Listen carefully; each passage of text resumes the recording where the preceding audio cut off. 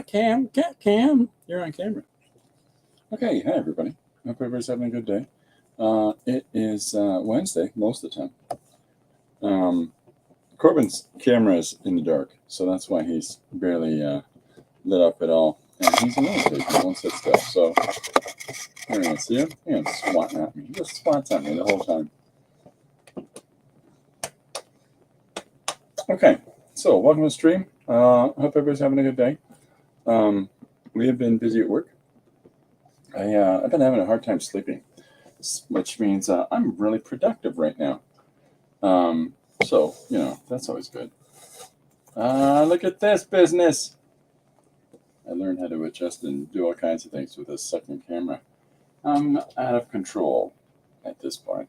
So, okay, so there we are. And then I can go, yeah, woohoo. All right, so today's page that I got up on the screen there with Corbin is the suggestion was 18-year-old me meets today-year-old me, and of course it's going to end in a slap fight. Why wouldn't it? I just thought it'd be funny to defy convention. Dee Dee says hi, buddy. She says hi to you, sir. Okay. So the idea of the page was to just play off on, these whole, so-and-so tries to warn themselves when they're young, and this whole era of comedies. Now, I just immediately have the two of them, once they realize who each other are, to hell with paradoxes. Let's just slap each other up. Not to say that if I came across an 18-year-old stuff of me, I'd just immediately slap them. Not immediately. So it was a fun page. I did a mixed media on the jelly-plated paper, and then finished it digitally, text, and a little bit of effect in it. So that was a good fun one to do. So thanks for the suggestion. That came from Jim L, and who I think has just shown up. Good day, all. So thank you, Jim, for the suggestion. This was a lot of fun. Today, I just wrote down this from the book. This is today's suggestion, which is 2 seniors meeting at their 60th school reunion. One with a hearing problem, the other with memory problems. Yes.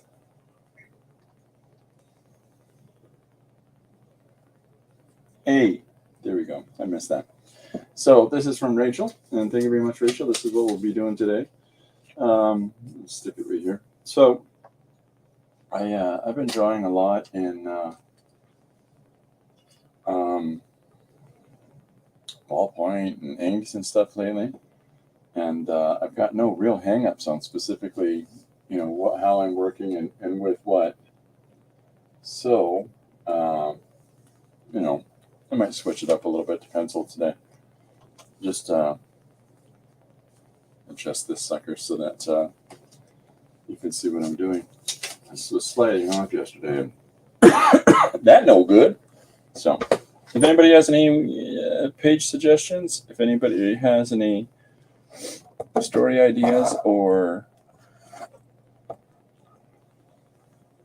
prompts, whatever it is, Judy says make sure you have live chats. There you go. Okay, so I just thought I'd start drawing today and getting into it. I've been doing some tutorial stuff about processes that I utilize, some of my approach to storytelling, and I'm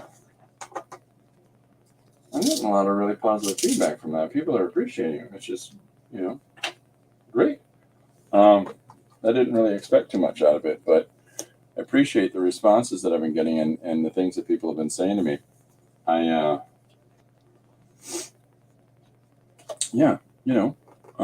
I'm having fun. So we'll see how things go. I'll keep on doing some of those, and trying to help people out, encourage creativity in others. I'm just going to get working. So today's suggestion: 2 senior meetings at their 60th school reunion. One with a hearing problem, the other with memory problems. So I just thought I'd draw on the ladies. Corbin, what are you doing? He's just all over the place today. Every time I adjust his. There you go. There you go. Say hi to everybody. Hey, what's up, ladies? Hey. There you go, pal. Okay. I just thought I'd just start drawing right away today, and I haven't been drawing much in pencil. What do you need? I'm gonna have to try to draw today with my arm behind me, petting this guy, while every other part of my focus is supposed to be in front of me. We have a thing in the morning, Corbin and I, called Hug O'Clock. It's this ridiculous.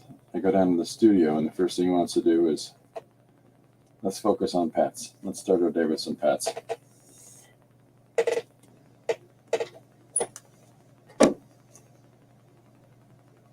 Keeps pulling me over to him. It's ridiculous. Some cats, man, I tell you.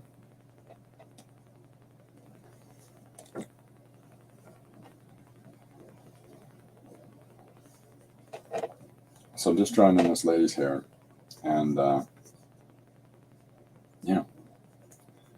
plugging away. I just thought I'd do a different approach to today's page and have a centralized point and nexus everything out from under there. Corbin emailed me this morning and asked me if I wanted to invest in his cryptocurrency, Corbin coin. Did you seriously do that again? Yeah. What a no Corbin coin. Don't do it, Jim. It doesn't exist. He's just trying to pull one over on you.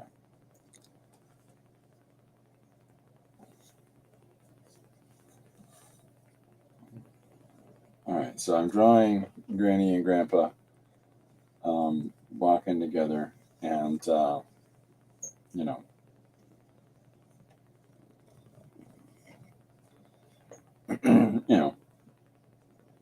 just thought I'd start with the two of them meeting up at some place, and then so the idea that I have here for this page is that if I look at it, if I've got the paper like so, okay, and if I draw a central point, and in this case it's going to be, little grandma with her arm linked in with little grandpa, and the two of them are going to be talking. Well, and she'll be saying all kinds of,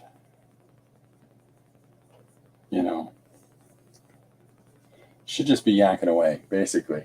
And so the idea is that from this central point, what I can do is I can nexus out from the center of the page. If you're going to run lines out to the extremist of your page, don't go right to the corner. It's off-putting. So if I spread these lines out like so, and have all of these situations as, do you remember the time when and then we went over here and huh? What? I can't hear anything, or I don't remember any of that. No, I have no notion of that. And then she'll say, oh, and it just, honey, you're going to have to speak up. I can't hear you. And just have this running tableau joke of these different instances that she remembers. And so she has the memory, but Deefy's Adorno. And then, of course, he has no memory, but no matter how much he tells her to, it's like a comedy of errors. No matter how much he tells her, I don't remember any of that. Or so it's a fun suggestion because you can take, excuse me, you could take these two characters. I'm going to have this cough until the day I don't know. Feel fine. Still got the cough. It's like a comedy of errors. It's like what is that? There's a story about the wife cuts her hair off to buy a nice watch band for her husband for Christmas, and he sells his watch in order to get her a lovely comb for her hair. It's that comedy of errors where, those ships are going to pass in the night, no matter what. So as much as she blathers on about memories, oh, and that time we went to the seashore and, shot at penguins. Huh? I don't remember that at all. You have to speak up, dear. And then she just continues on. That's fun to me.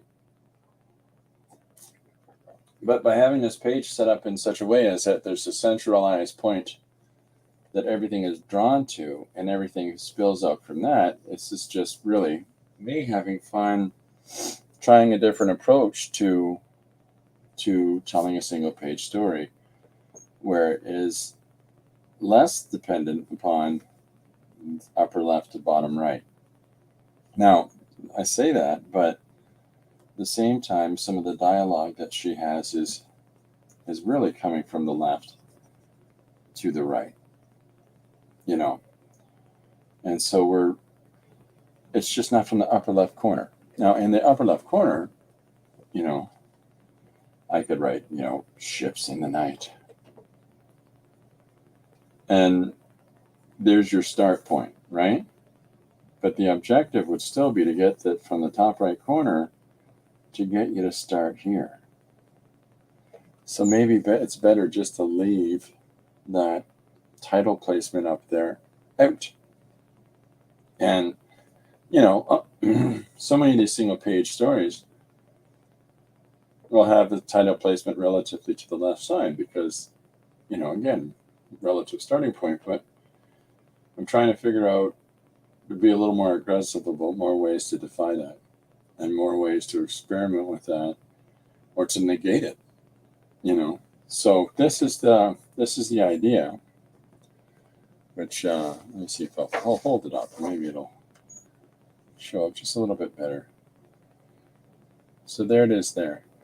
There's the couple, there's the circular axis, and the different quadrants around it. So what this looks like, it's not going to show up. So I'll switch colors. Pardon me. Boom, boom, boom, boom, boom. I'm listening to 70s and 80s rock. Good fun today. Okay, so I've started by drawing in the grandma figure.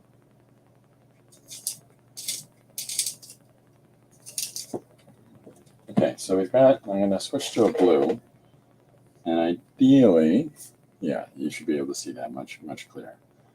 So I'll just go over my green lines, the blue.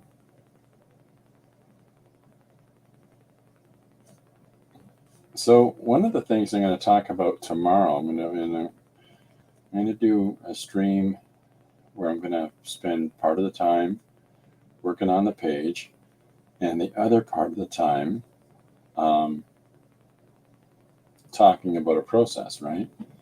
And so one of the things that I'm going to talk about tomorrow is building everything up through shapes.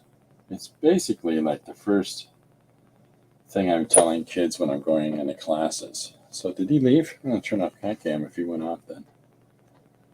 No more cat cam, queen. So, and what I mean by building things up with shapes is, you'll see, is that there's a structure in here of different masses in order to build up the form. And, after a while, it sort of just becomes ingrained, but you've got to get to a point where you develop that up. And so I thought that I would start at that beginning point where I try to explain to people that,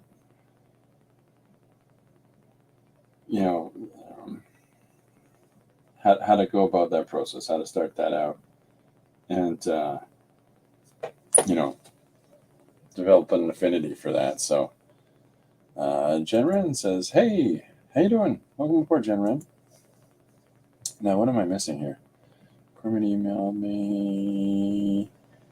Jen says, Chris, you're blurry today. I'm what? I'm blurry. I thought I was more in focus. I turned the focus up. Or is this blurry? It's because I'm drawing in pencil. I'll lower it down. How's that? We'll see if that improves the visibility of it for you. But because I'm drawing in pencil on white, it's not going to pick up as much as a heavy ink. So I'll just bring that down. Okay. I'm getting inundated with crazy songs. Okay. It's because it's too white. Well, we'll make some marks on it. Let's try to get rid of that whiteness of it.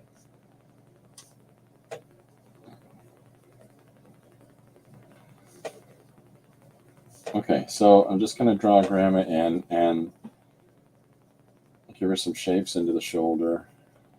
Pull that fabric around. And then we'll get grandpa in there as well. I say grandma and grandpa. I'm just talking about this sort of more traditional aging seniors as opposed to, it's the stereotype senior as opposed to there's this new sense of vigor and youth, I think, with a lot of seniors these days that these two definitely do not represent. But it's funny, like some people age, like we just age at different rates. And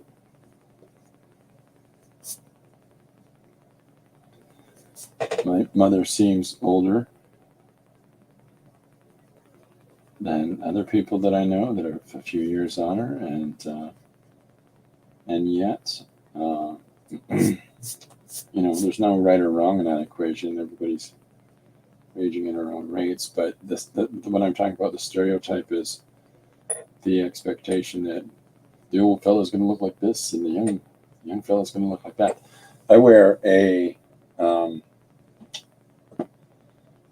cardigan a lot in the studio because it keeps me warm. But it's getting to the point now where, I'm reading a book like this, sitting there with my cardigan on in my wingback chair, and the kids go,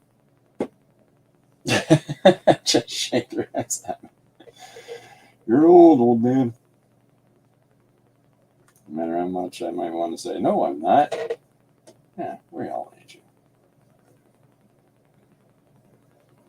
But I've worn cardigans for years.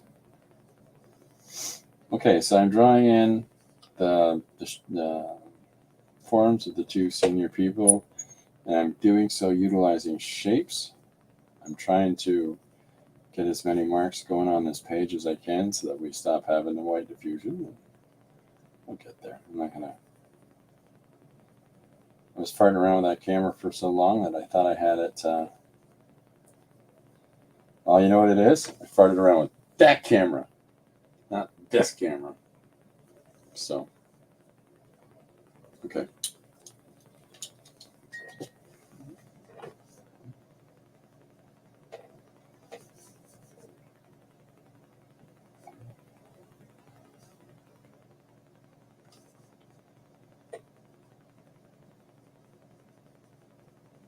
So it's easier to see now, I think.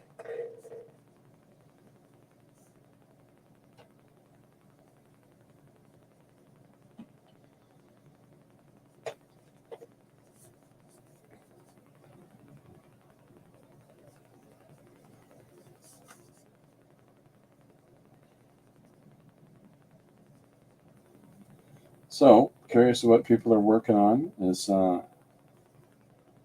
I've noticed a lot of interesting developments that are undergoing in some of the processes that people are taking on this year, and I think it's kind of fun. Color swapped cards, and I haven't seen these before. They're probably just new to me, and I think it's interesting. And in prompt books, I notice that people have prompt books that they buy, and each page has a different statement or a different suggestion on it, and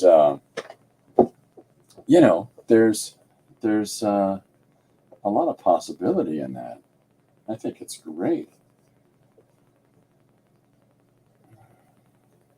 Not entirely dissimilar in what I'm doing, but a lot less complicated.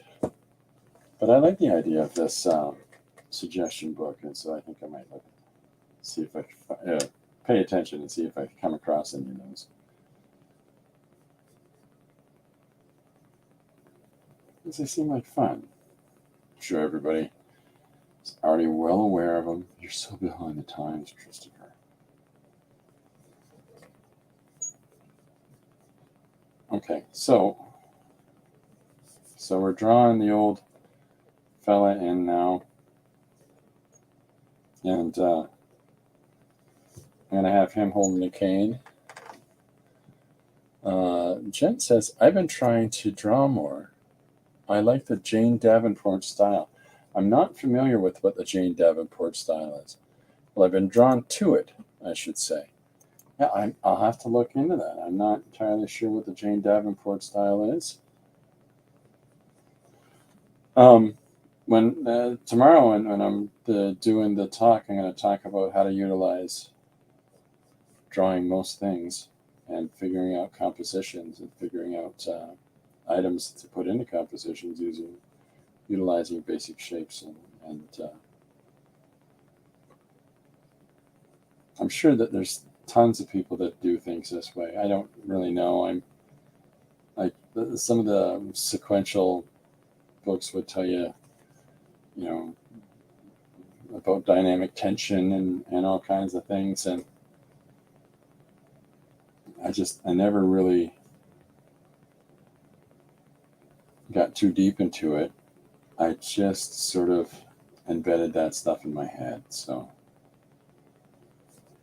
clearly it made its impact just reading about it a couple times. But I'm always keen that there's so many different methods that people use, right? And Bob Barker, when are we going? Jim says, here goes. Question of the day. What food or beverage makes you feel better when you're not feeling well? Dee Dee says, chicken soup for the soul. And Sprite. And Bob Barker. Well, that's a really interesting answer, Dee Dee. And I had the greatest microphone.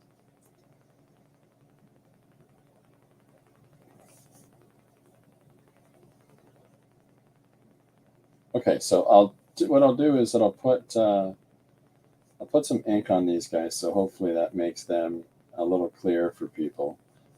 And we'll go from there. But I'm just going to finish getting them placed in, and then we'll go from there. I like the idea of stretch proportions, Jen. The whimsical long necks, big eyes, flowing hair. I like that a lot. I mean, it's very.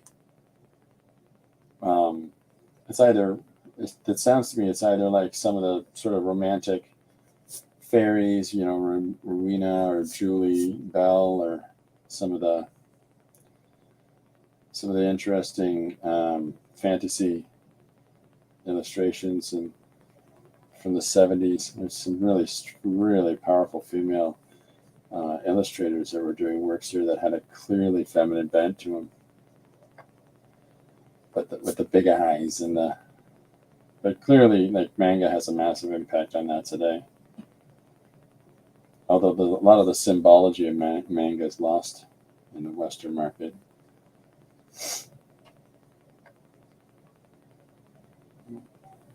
Let's get his ear in here. What am I missing? TD says my chicken and rice recipe. Or I'm sorry, that's Jen Wren that says my chicken and rice recipe. Chris is joining us. Hi, Chris. Chris says healing food is a baguette with butter. Just that. There you go. Jim says my healing food would be Taco Bell. Believe it or not, I would actually. People gravitate to comfort when they're not feeling well. Well, I can honestly say that in the last so many weeks of dealing with pneumonia and getting over pneumonia, I don't eat much when I'm sick. I just don't. And so, you can tell when I'm legitimately not feeling well when I just stop eating. And it's a silly thing, but, I hate being sick so much.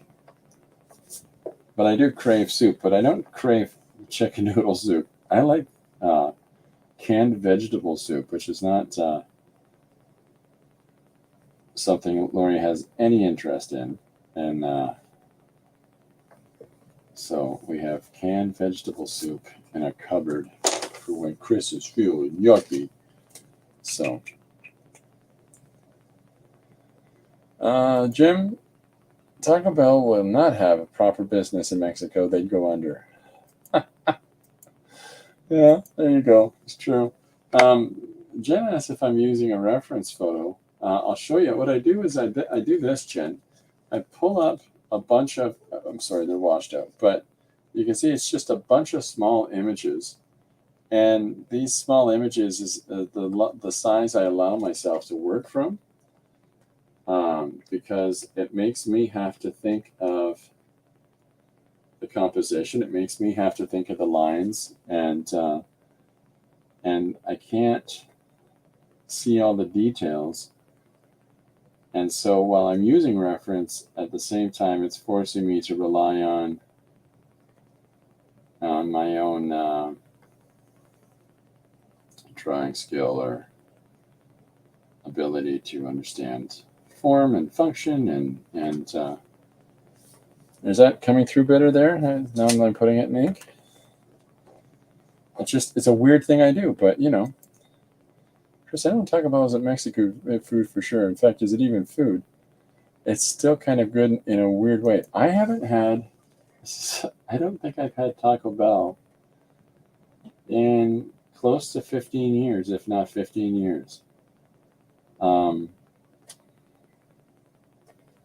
just haven't, and Lori makes a lot of, homemade tacos. And so, yeah, going to Taco Bell is just kind of, she prefer to make her own. So that's not really a big taco guy either. So the pen that I'm using for this inking process is the Fudenosuke pen. This is the hard tip that I'm using. There's two. There's a blue and a red and a black, and one is the hard tip, one is the soft tip. And if you've got any confusion between the two, they're written on the side. But this is the blue one, and the blue one's the hard tip. That's the easiest way to remember.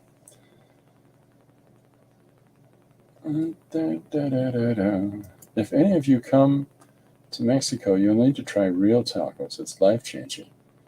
The best tacos are in Mexico City, by the way. I agree. Well, I'll have to do that someday.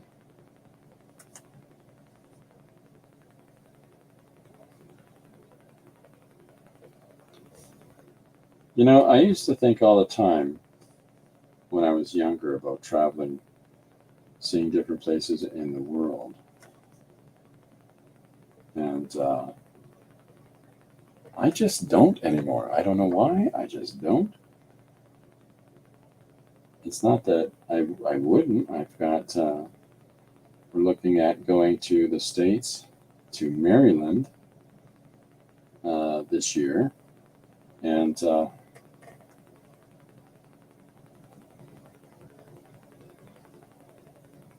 to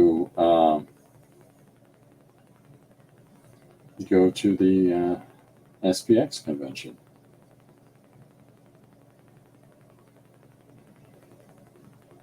So, we had a chance to meet people, a lot of the American people that I've met through the interwebs.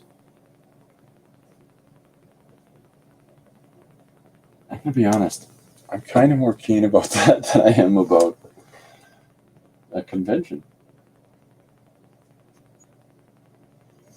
Although with SPX, it's the American version of what we have here in Toronto of TCAF.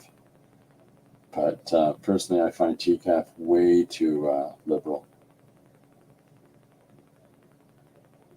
Way too, I don't know how to explain it. It's less about the books. It's more about the, that's how I feel anyways. More about the parties and the social aspect of it. Because they really only get a certain kind of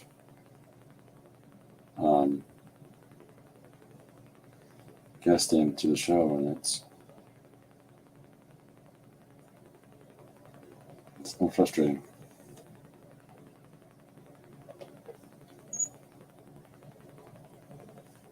Okay.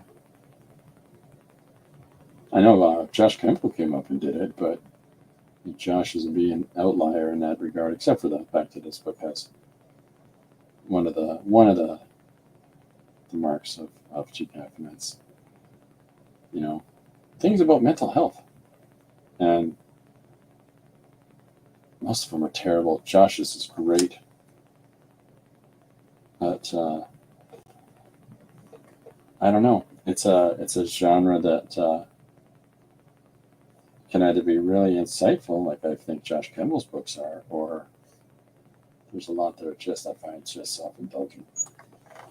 But, you know, it's just me yakking, right?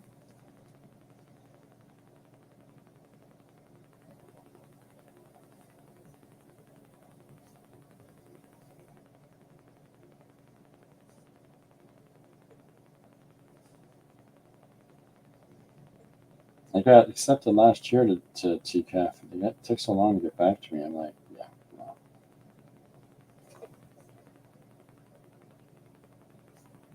I've already got sent stuff. Please apply.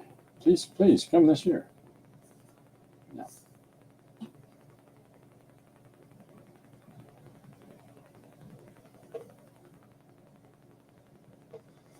Okay, so there's our two principal characters, and which are a little easier to see. So, let's see. Jenna would be so proud of me. I'm getting a circle tool out. So in the sketch that I showed, which is, you know, hard to see in green, but in the sketch that I drew, we've got the two of them laid in. Well, I'll fill in their legs a second because I think I'm short-stepping them, but I'm just excited to get to putting this central access point on the page. So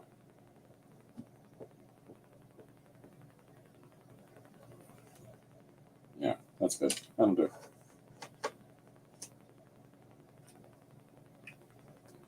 Malcolm says, I want to tackle a Taco Bell family box one day. It sounds to me like that's probably a box that has a lot of tacos in it. That's what that sounds like, Malcolm. Be great. I mean, great. That sounds like, you know, if you really enjoy those tacos, that sounds to me like you're going to get a good, healthy dose of them.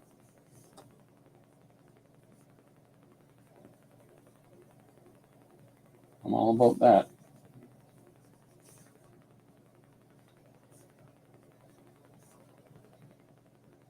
So I'm just drawing in their legs here. Well, their butts. I'm drawing their butts. Dee Dee says, I make my own tacos. Yeah, that's what Lori does. And, well, she makes me eat tacos.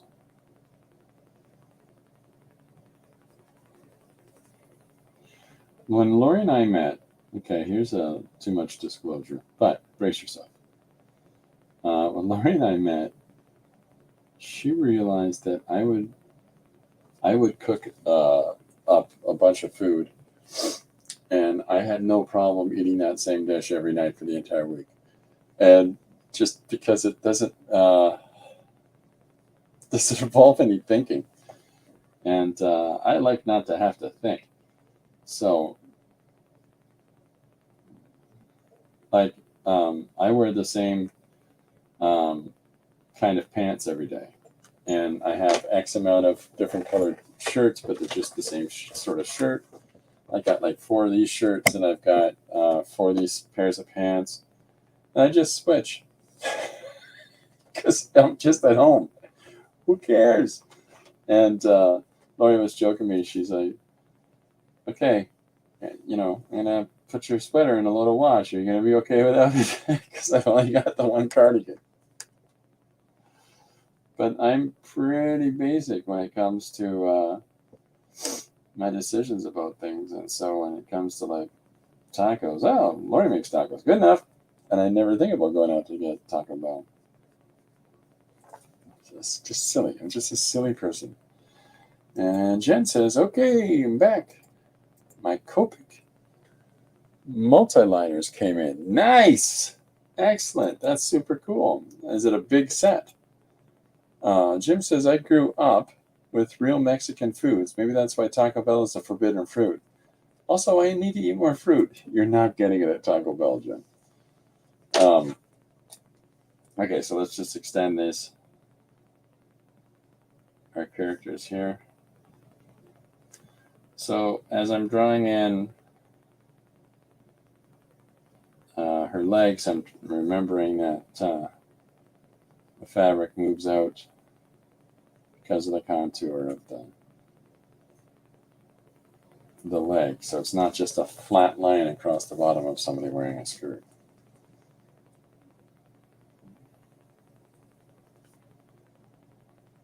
Like in this case, I've drawn a fold in the pant leg. And so I want that bunching to, while I'm representing it simply with a line, I still want that bunching to be there. Okay, so here's our 2 characters, and let's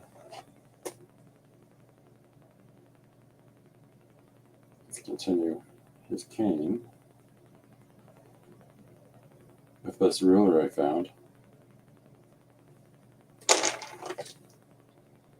Okay, so here's our 2 principal characters. Now, the idea being for the rest of the composition that I broke down in this sketch. Okay, so you can see how it's not like a straight line up above. It's broken down into quadrants. So if I take take a look at the set that you've got, if you've got stencils with circles and things like that on it, you'll see these guidelines that kick out. If you utilize that, okay, and then you switch the lines about as and you move, basically what I'm saying is that you move the stencil around, it will divide up for you the space. Jen says, you draw him with no butt like my hubby. Old guys don't have butts. Huh. Jen just got a 10-pack of different colors. Nice. Nice. 3mm ones. Nice. Chris says, one of the things Mexicans miss when they live abroad is the food. Even if they try to get the real ingredients, it's not the same somehow. The flavor changes. Chris says, I have friends in Japan, Australia, Austria, Germany, and the UK when they come to Mexico, they buy food that can be imported. They carry a big suitcase of food home. Isn't that something? Isn't that something?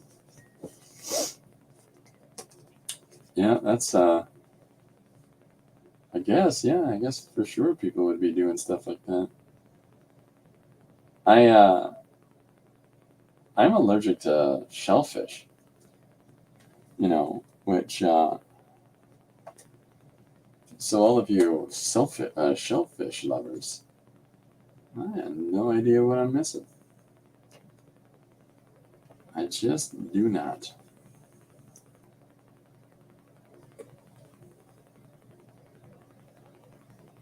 Okay, so So I've got the division of the. What did I do with my? I buried my rulers. Oh, boy, my luck's go. I'm in trouble. Okay.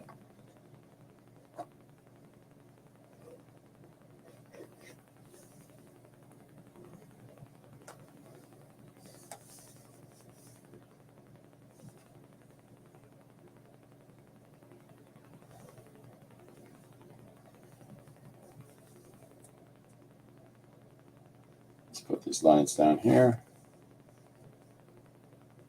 This has kind of got a feeling of like this pleasantness with the expressions that I drew on them for whatever reason. There's this whole, oh, isn't this lovely, Arthur? It sure is, Mabel. Okay, so there's our division of the page. And one of the things that I can do with this now is, Jen says, me too, Chris. Okay. One of the things that I can do with this now is I can identifiably start to develop up. Do you remember when we all did, yoga together? Or do you remember when we all went and did that? And do you remember when we all... And every time he responds, this is the conceit that this page has, is that he can't hear whatever, or he can't remember any of the stuff that she's talking about. But when he tries to tell her, no, I don't remember doing that. Are you sure you got the right guy? There's a funny bit by a comedy troupe called Flight of the Conchords, and the two of them, they're playing, the person's playing the music, and oh, it's a lovely day in the park today, and then the other, it's a duet, and the other guy in the duo says, hi, and he's pretending to be a lady in the park, and he goes, hi, and she's like, I haven't seen you in a while, and the whole thing of this is, she's absolutely sure that this is this person that she's, had this one night stand and had a child with, and this whole, they were living together for 2 years. The one night stand means nothing because they were together for 2 years trying to adopt. Like it's this whole layered thing, and he has no idea who she is. And are you John? He says, my name's Brian. But it's like 5 minutes into the song and they finally get to that point. But it's just, I love that. I love the ships that cross in the night. That's a really funny way to develop a story. Chris says, find a connect food at the back shelves at the supermarket. Find canned food at the back of the shelves at the supermarket. The stores keep the ones that will expire soon at the front. Okay. Jen says, I've been married 3 times. I know that conversation. Are you sure that was me? That's great. Okay, so I'm going to draw. I'll just put in some ladies, some senior ladies doing yoga. And, the fun part about these memories is that they don't necessarily have to have them in it, because, of course, the joke is that, hey, remember this time? And if I don't put him in any of the drawings and he's, I don't remember that, it's because he probably isn't who she's remembering. Much like, how Jen confuses her 3 husbands. I'm sorry, Jen, I apologize. I'm being silly. It's such a great joke that you laid, though.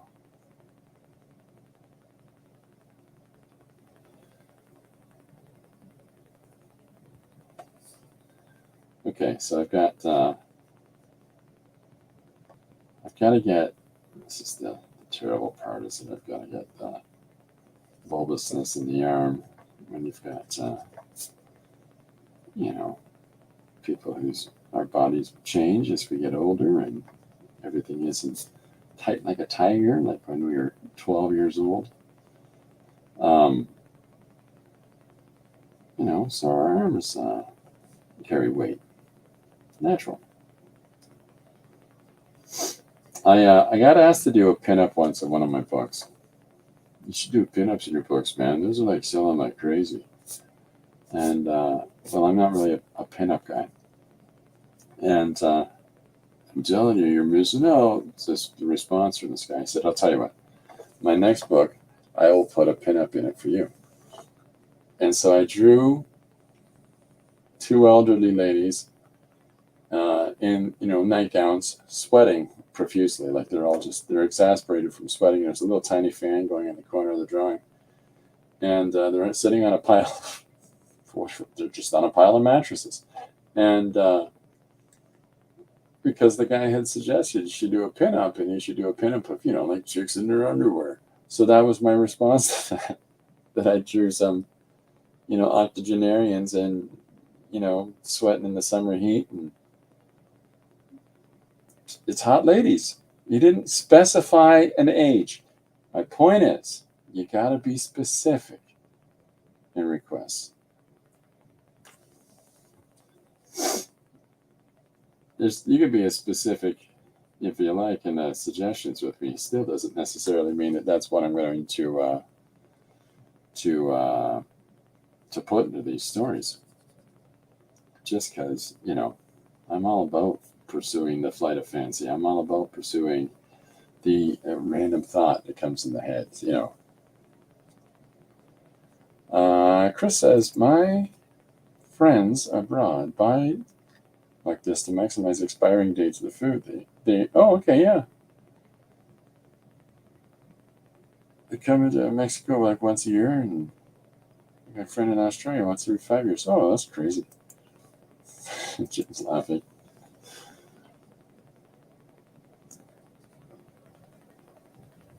So you're saying they're buying the food that won't keep anyways because it doesn't matter because they're only there for so long?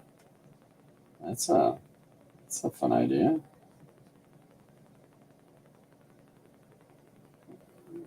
That's a good idea, really, because it sort of makes the best of the situation, right? Like you've got stuff that, well, you're okay if you're right at the expiry date because you're only going to be there for 2 weeks, but that way it's not getting wasted.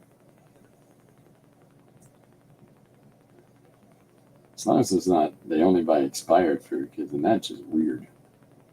Although expiry dates put on packaged food in North America doesn't entirely mean it has any sense of logic to it. Okay, Chris has got another tip.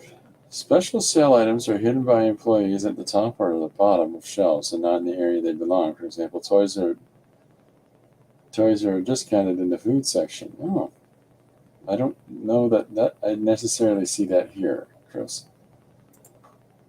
I think a drive-in movie theater scene, if they're making out with a different guy. We're making a note of that.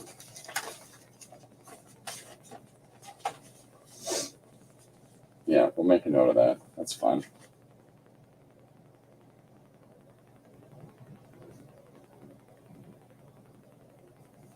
Yeah, that's fine. Has anybody got other suggestions or other ideas about activities for these senior people to be doing? I'm in. I'm good. I'll throw them in.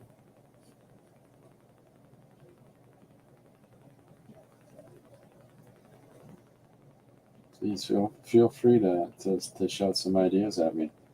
I know that there's like random little trinkety toys that you'll see in a grocery store, Chris, but I don't know about the discount stuff there. I find that they put discount stuff at the end of an aisle in the toy section, but they're so overstuffed that there's no rhyme or reason to it, or there's the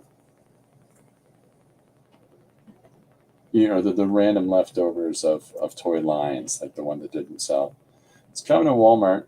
Here the employees hide items in discounts so clients can't buy them. Oh, you're saying like they actually tuck them up above and hide them away. As employees, they buy those items when the store's about to close. Yeah, I know two guys and this is from managing a toy and bookstore for years, is that you'd meet all these collectors, and they would do these practices like making deals with the guys in the stock department to put aside XYZ, or taking advantage of, as soon as this new one comes in, they're going to buy up all the sets of them. So they're walking out with like 5 sets of 6 action figures, in order for them to sell online and gouge the market. But I know at least one of them was confronted in a Walmart in St. Thomas, the small satellite city that's outside of London here, where a lot of people live that work in London. They confronted him and said, "Get out of here. That's, come on, man. Like, people want a chance to collect the things that they want to collect. Well, it's my business." And you're like, "Yeah, no, it's not a business. It's not your business." So he was actually denied from coming in, which sounds a little contrived, but I think there was some price adjusting going on too. It was the real reason that they could just say, "Get out." Dedicated aisles for sale items. Yeah, definitely here. Hot Wheels are negotiated like that. It makes collectors upset. I can see that, especially when you want to go in and just pick up all of the toys, that your kid sees on the commercial, and you want to go and pick up those, and you've got this rando, 45-year-old guy going, "Yeah, sorry, Junior, you're a little slow on that," and as he's ringing through 3 sets, and you're like, dude, what do you miss the point? But certain things, like the Star Wars black set, they're called the black set because the packaging is this black motif to it with little thin, fine line, decoration patterns to it.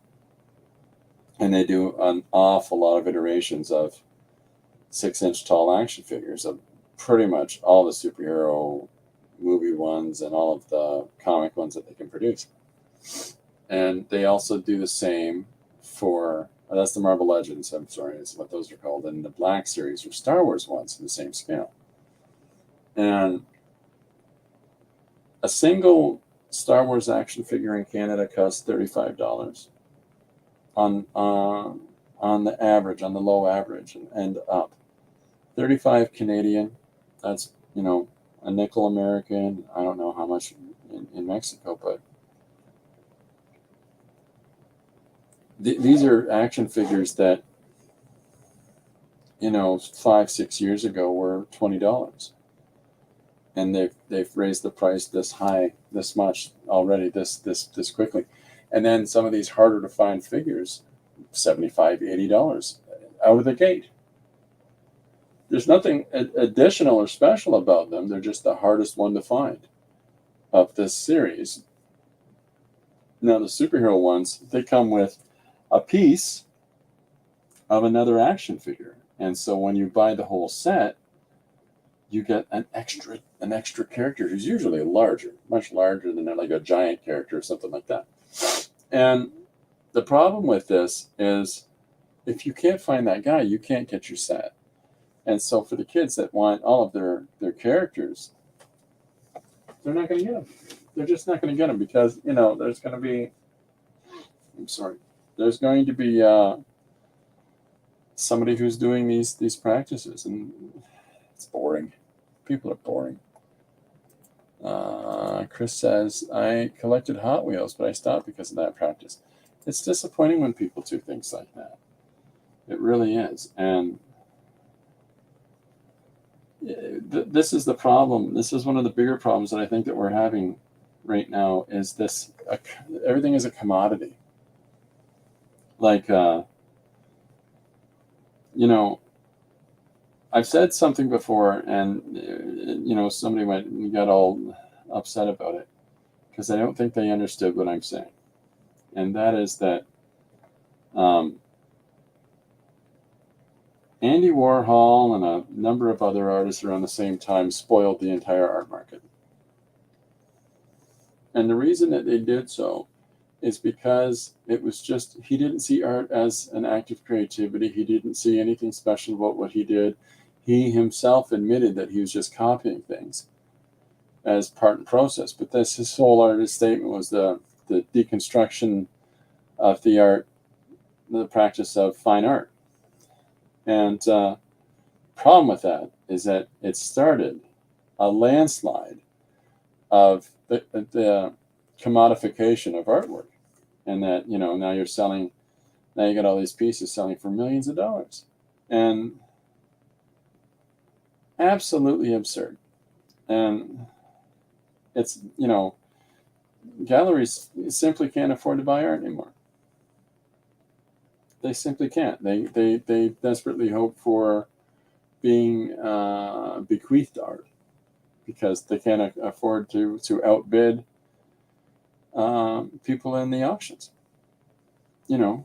And so in order to get an acquisition of, you know, a highly recognized work, it's got to be donated. It's got to be from somebody's collection, or purchased for the gallery, you know, with special accommodation. Like, this is the Dick Butkus wing, the Dick Butkus's little room that he has acquisitions acquired by him and donated to the gallery. You know, they'll have to do things like that, or big tax receipts or write-offs for people. And it's a whole process to go through now, which it always has been, these processes. But when the galleries can't afford to buy the work anymore, something's tip-hat in the market, right? Chris says, Marvel ones are expensive. Those sets you mentioned were hard to find complete. Here, only Amazon, and they're overpriced. Well, that's because on Amazon, it's become a commodity there. People are fully taking advantage of the fact that you want, you know, you're looking for that leg piece that comes with this figure. And there's cheeky things that they do, like there's a character his whole thing in the hero books is that he can become multiple iterations of himself, and so that, you know, he can gang up on bad guys, because there's, you know, 5-6 of them, and upwards of however many are needed. And so they came out with an action figure of the character, gave him 3 separate heads in the box, but you still only got 1 figure and 2 extra heads. So, you know, we'd have, at the store, there'd be people trying to buy 3 of the guy, and they're buying 3 of the guy, cut down somebody else's opportunity to have their set, and the company doesn't care. They're selling units. That's all they care about. It's just material.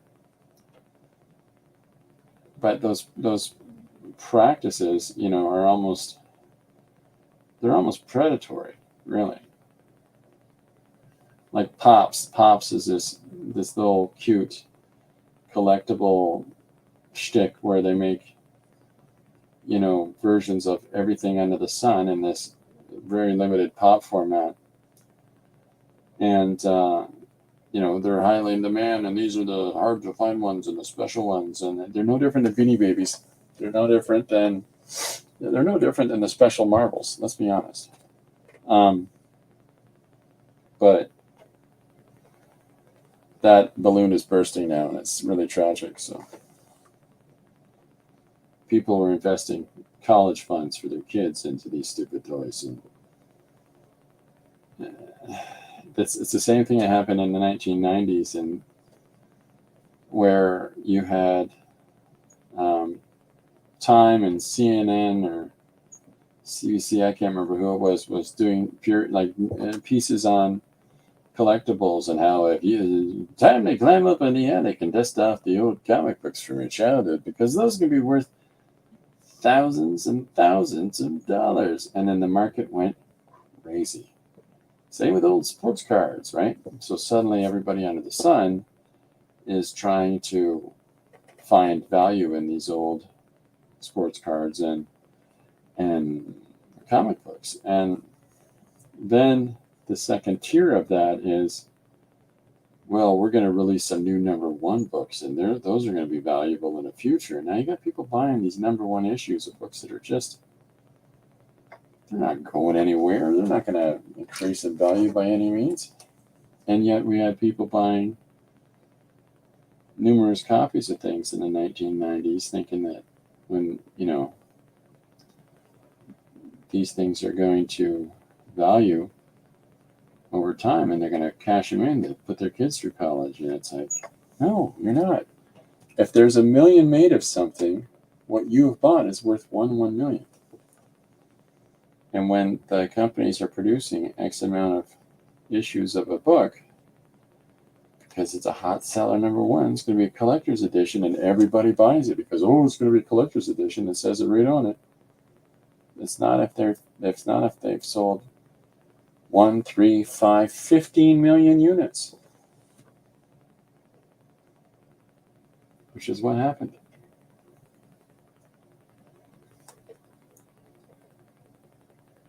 And that just sort of made a real mess of the entire industry.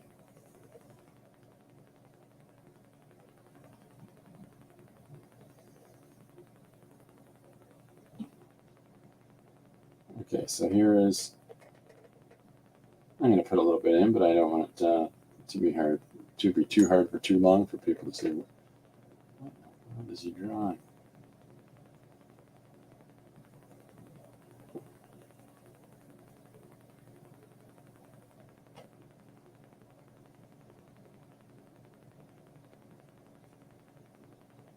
Just putting the hair in.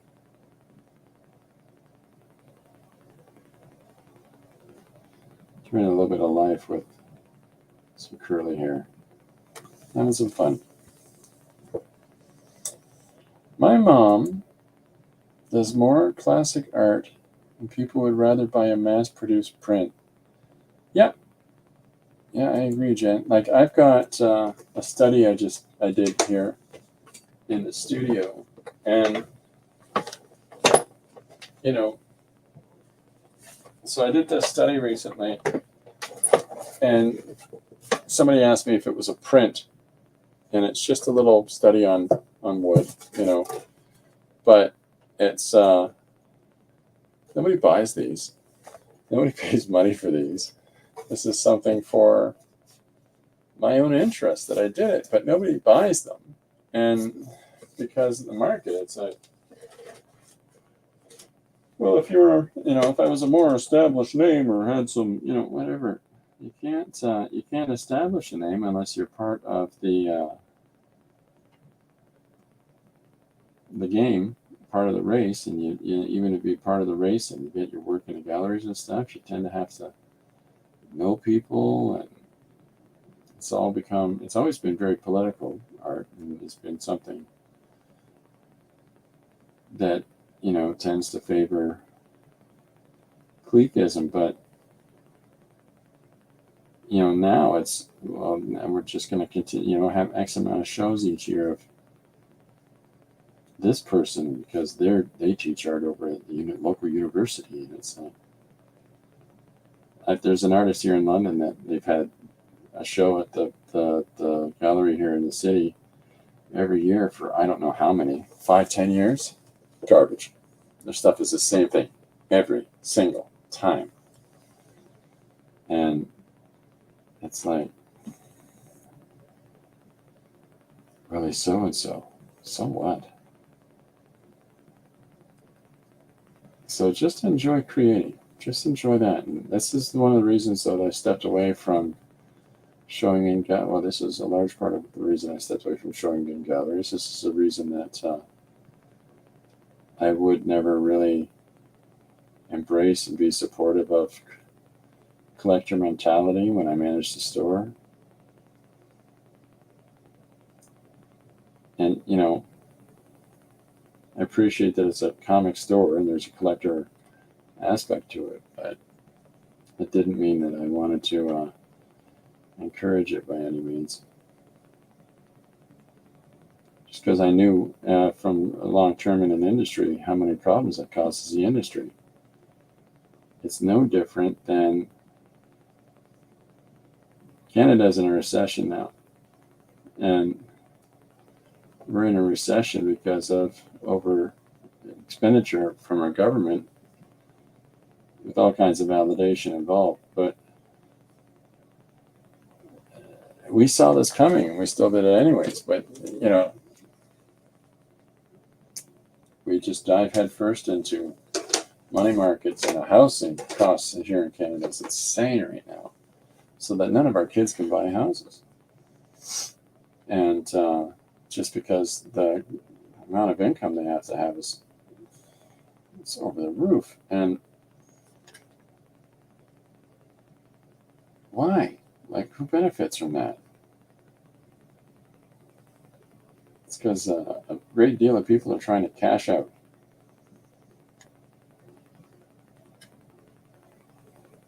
So I'm just putting a third person in here. Get some more hair in there.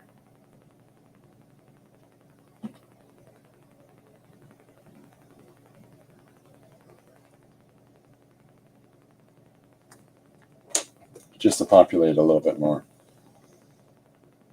My mom has a room full of gorgeous art. Oh, that's awesome.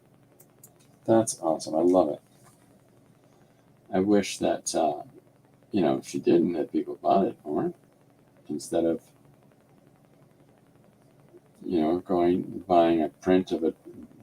I kept joking that I was going to buy my wife a print of a camel or a gorilla, or we took the two oldest grandkids shopping with us, and Lori and our oldest granddaughter went that way, and me and our oldest grandson went that way in this apartment complex of stores, and that way. And I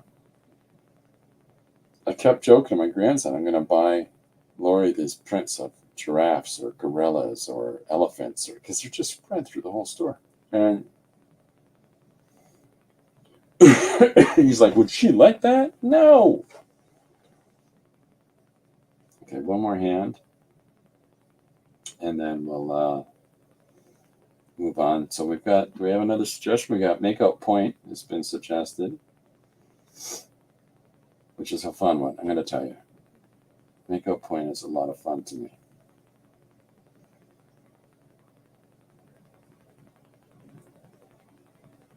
Okay. So put this hand in here.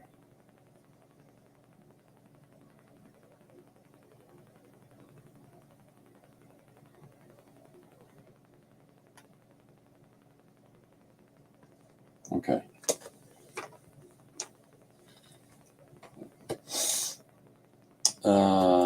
Jen says they keep building more and more of these mini mansions that they call houses.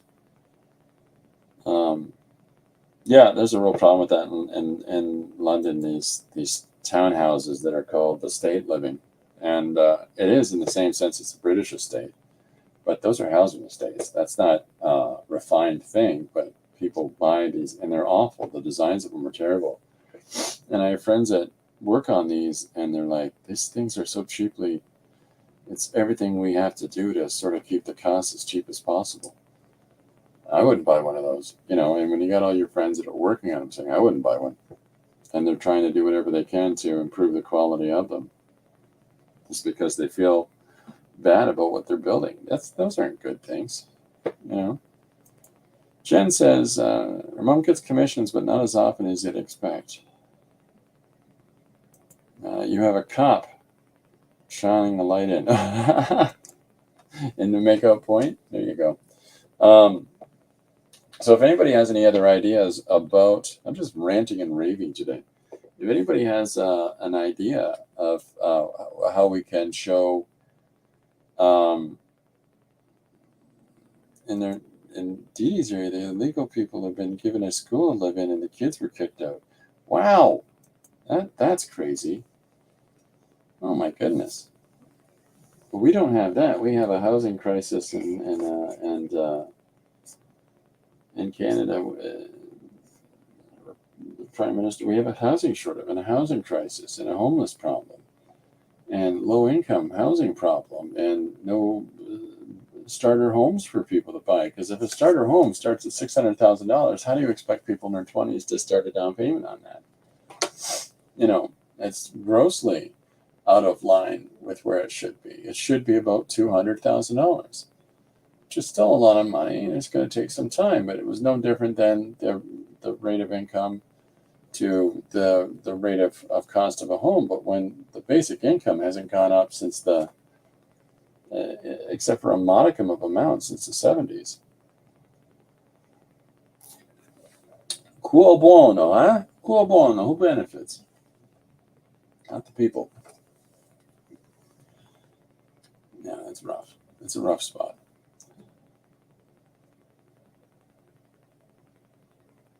Jen does not see Dee Dee's comments.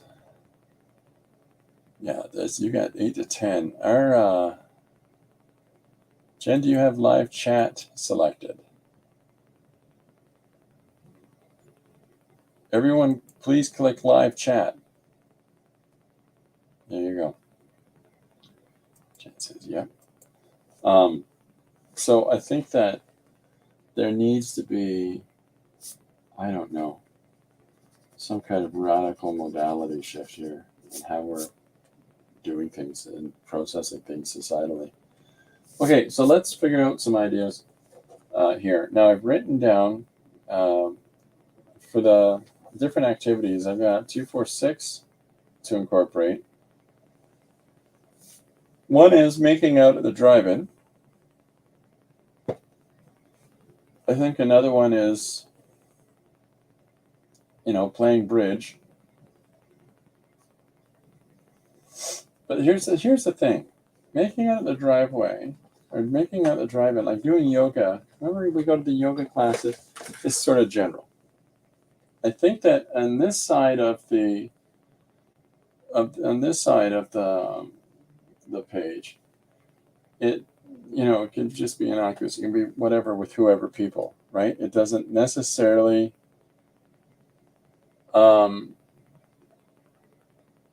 it doesn't necessarily have to have a deeper resonance, like a more personal connection. But as it moves around the page and we get into more and more personal things, there's no way it can be somebody else because it's the two of us kissy face in a car at the drive-in, like back when people are kids, or it could be also matching bowling jackets, right? I'm gonna write that one down.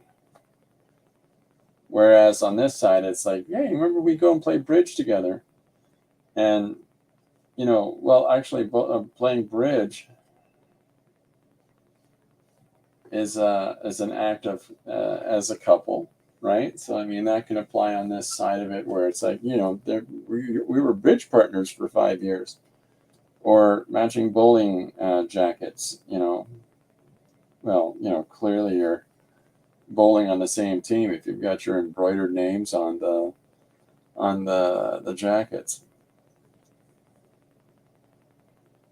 Unless his used to say Stinger, and hers would say Busy Bee. Remember when we were on that team? Yeah.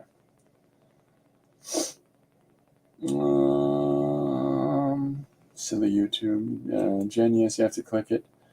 Every stream, recordings too. Screaming at a TV sports team playing. Oh, there you go. There you go.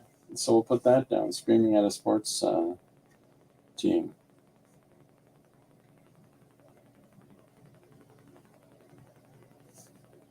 And we can get properly silly with it too, like mountain climbing together. I mean, that's where it's something like, how do you not like the two of you? It's out of place contextually. If the mountain climbing is them roughly at the age that they're at in the central image. So that doesn't necessarily make any sense. Like you don't expect them to be climbing Everest in their 80s. If when they were younger, it might be a different scenario, but either way. Chris says, I need to go. Lunchtime here. We'll see you later. Take care, Chris. Have a great day. So let's say climbing a mountain. What are we at? How many we got? 1, 2, 3, 4, 5. 2, 3, 4, 5. We got room for one more. Climbing a mountain. How about parachuting as a couple? That's another level of silly. So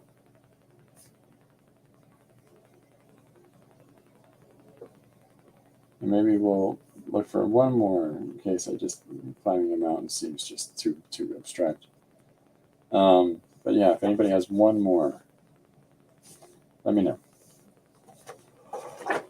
But let's do playing bridge. Yeah, let's do a playing bridge one. Why not?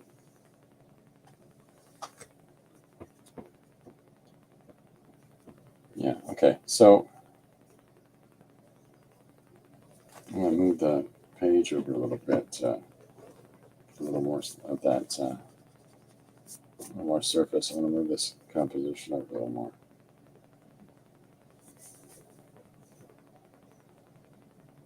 So we'll start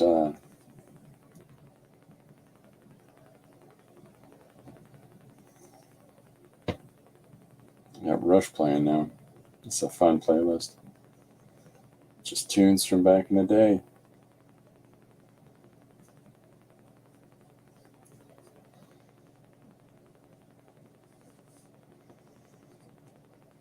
Lori and I, we were at Stratford Theatre here in southwestern Ontario, and we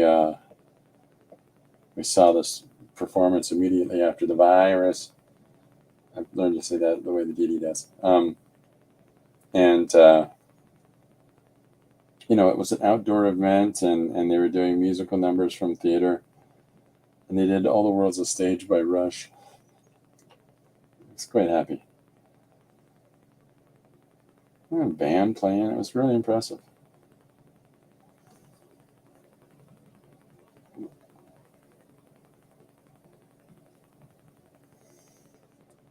I like stuff like that. So, all right, let's get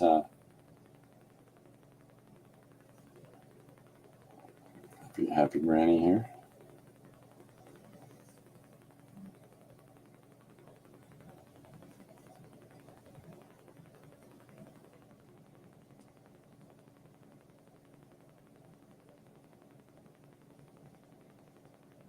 Hopefully you can still see that somewhat. I know it's not as clear as the black. What do we got? Zuni Zune says, hiking through a forest. Put that in the list. And Jen says, looking at an ultrasound. Okay, so we'll put that in the list too. Hiking through the forest.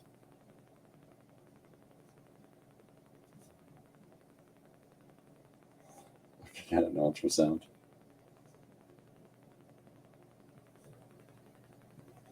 With twins. It's funny.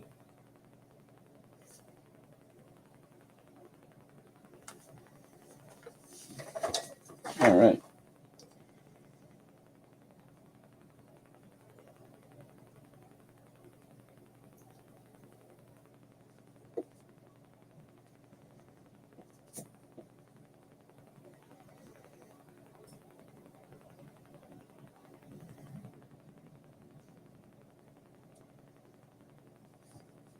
Okay, so here's our first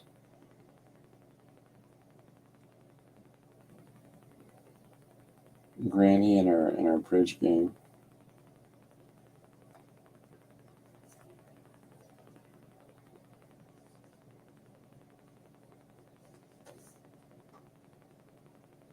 What are we at for time? Oh, we're at 1:20. We're doing really good. We're getting some stuff done today.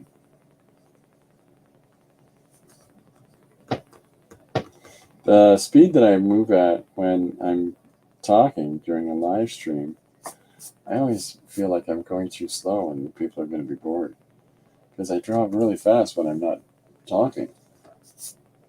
And there's a part of me that's like, I hope people aren't bored, and it's just, I'm moving too slow on the image. So I'll have to figure something else out. Let's do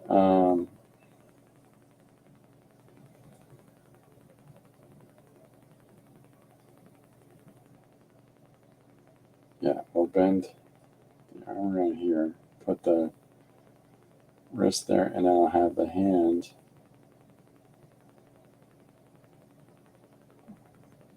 knuckle down there. Just as though this person's just resting their hand over their arm, like so, on the table.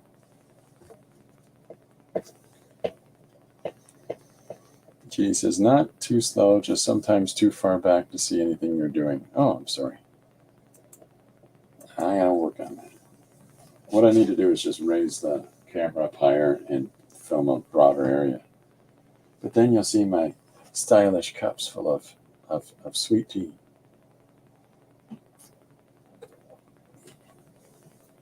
My mess. You'll see my mess. Now I have Zoom. Yep, that's right. Dee is informing me of how to set Zoom up on my robot. Okay, so we'll do another grandma here. I like the idea of bridge partners. That kind of cracks me up.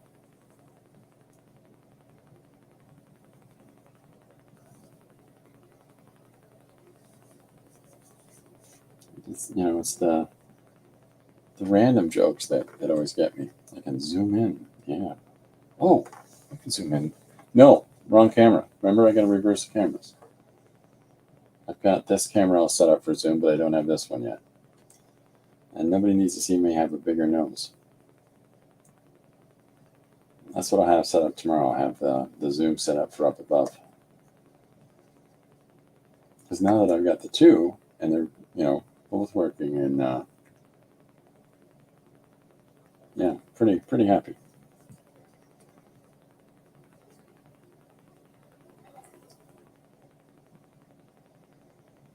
Okay, so maybe I'll put some cups on the table.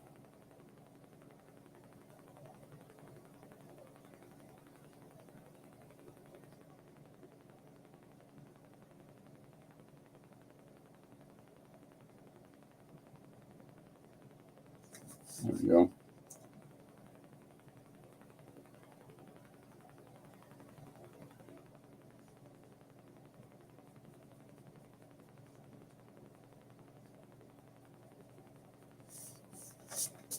Okay, so get the gist of it.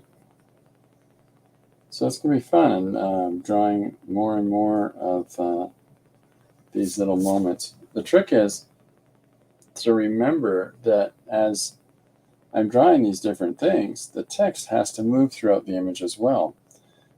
So I need to think about placement of text for here, placement of text for here, placement of text for up here, placement of text for there, or inside here, just in those places where it moves in and around the composition, but without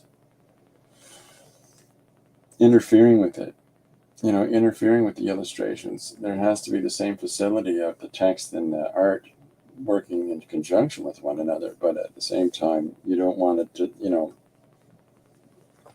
have somebody jumping across a panel or somebody saying something so you can't see any text because it's all behind the character, or some two characters interacting, but there's big balloons of text between their heads that touches the sides of each of their heads and looks like it's disappeared behind, but it's still just confusing and interruptive. So it's all those little considerations that have to be put in place. But I'm pretty pleased with how this one's coming together. And I know it's a very different application from yesterday. Last 2 days have been pretty solid mixed media, whereas this is pretty traditional drawing. but that's okay. See, here's show you what I figured out for. Hey, what's up? Hey? Yeah, so I figured out this camera, but I have to figure out it's a different company that owns this one, that produces this one. So I just have to look them up. And that I did not have time to do before the stream today.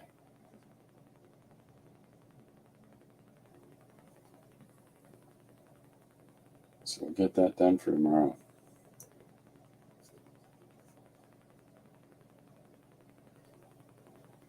We're happy.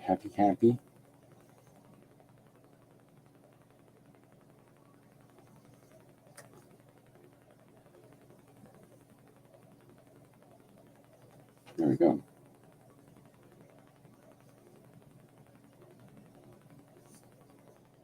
She's got some big hair, this gal.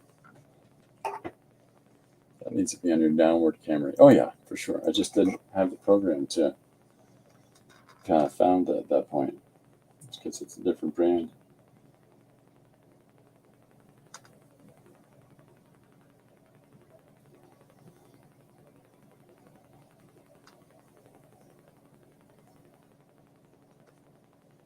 Got it set up for the zoom on recording camera too, because that's the two Logitechs that I have. But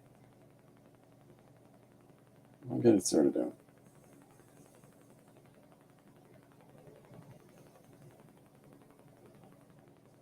I'll get it sorted out. Okay, so here's the next granny that's, in the mix here.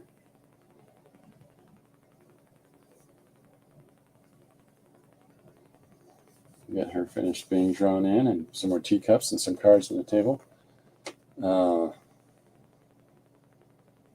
It's the wonky camera that I use, the Logitech. Oh yeah. It's the only camera. iPad's trying to fix me. Yeah, I like the Logitech cameras. I do. I like this one. It's ONN, and I have really muted light in the studio here, and yet at the same time, this picks up this much information, this much light from the surface with just a little ring light around the lens, and it's like that's impressive. So, but yeah, we'll get all that sorted out for tomorrow. I think I'm going to wrap up for today. I got to get a couple things done, and I'm trying to stay caught up with not just this, but with other things. And like I've got some painting commission going over here, and it's just busy studio right now, and I got no problems with being busy. It's just a lot, and I'm trying to juggle. So but thank you everybody for coming out. And Dee Dee says, have a good afternoon. Oh, good to see everyone. Yeah, super. Thanks for coming out. Dee Dee will be on her channel on Monday morning, everybody. And if you've got upcoming things that you want to talk about, and if you've got, projects you're working on, always feel free to let everybody know. And Zuni says, have a great day. So thanks everybody for coming and hanging out. I'll be back tomorrow at 2 p.m. EST. I'll be doing a little tutorial on how to draw pretty much anything with shapes. So if you're interested in that, and then of course I'll be doing it part of the time, and the other part of the time I'll be working on tomorrow's page. So if you're interested in that, feel free to come on and stop on by. In the meantime, that's it for me. So bye for now. Thanks very much.